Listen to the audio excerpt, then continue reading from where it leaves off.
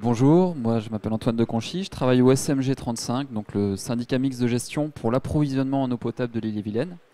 Et dans nos rôles, on a la sécurisation de l'alimentation en eau potable à l'échelle de l'Ille-et-Vilaine. Et donc un sujet parmi d'autres sur lequel on utilise ou on peut être amené à utiliser des modèles, donc là on est vraiment utilisateur, nous, hein, pas du tout concepteur, c'est la gestion des ressources.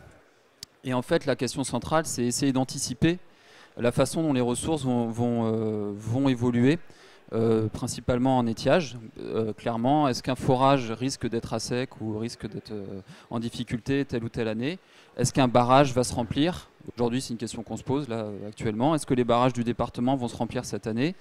Plutôt en période d'étiage, est-ce qu'on va arriver à aller jusqu'au bout de la période d'étiage sans les vider?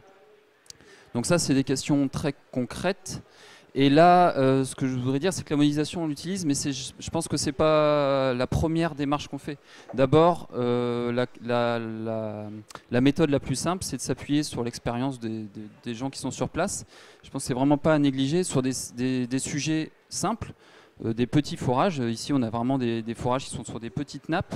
On ne met pas en place des modélisations forcément, mais par contre, il y a un savoir de terrain qui est réel de la part des gens qui exploitent sur le terrain. Ça, c'est un premier niveau. Après, il y a le deuxième niveau, c'est d'avoir vraiment un historique complet de l'évolution des ressources sur des années réelles. Et pour un barrage, ça peut être un cours d'eau, ça peut être de se dire, par rapport à 2003, on est à tel niveau, par rapport à 2005, on est un peu au-dessus, on est un peu en dessous. On sait qu'en général, à telle période, ça remonte, ou là, en général, quand on est à ce niveau-là, à telle période, on peut s'attendre à avoir des soucis. Ça, c'est un peu le deuxième niveau de gestion. Et après, quand ces deux niveaux-là, ils ne sont pas suffisants, c'est là où on peut avoir besoin de modélisation. Mais c'est vraiment, je pense, dans un troisième temps.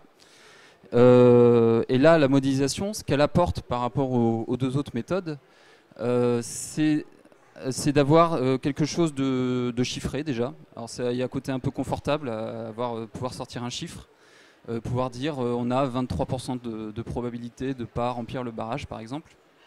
C'est quelque chose, c'est toujours plus confortable que d'avoir une approche un peu plus subjective, même si le chiffre, il y a plein de limites derrière, et je crois que c'est l'objet un peu de la discussion d'aujourd'hui.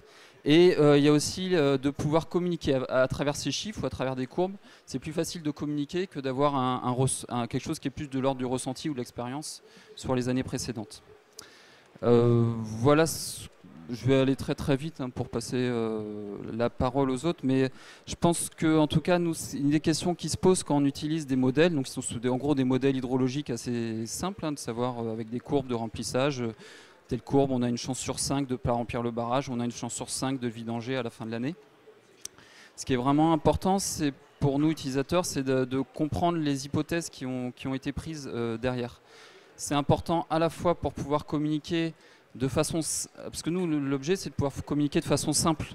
Mais de façon simple, sans sans faire de contresens non plus. Donc pour ça, on a vraiment besoin de comprendre les hypothèses, jusqu'où on peut utiliser le modèle, et par contre, ce qu'on ne peut pas en tirer.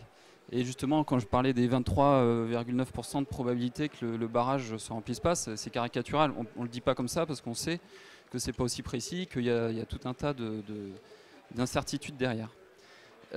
Et ensuite, ce qui est important d'avoir les hypothèses, c'est aussi on voit que nous, on gère par exemple plusieurs ressources différentes.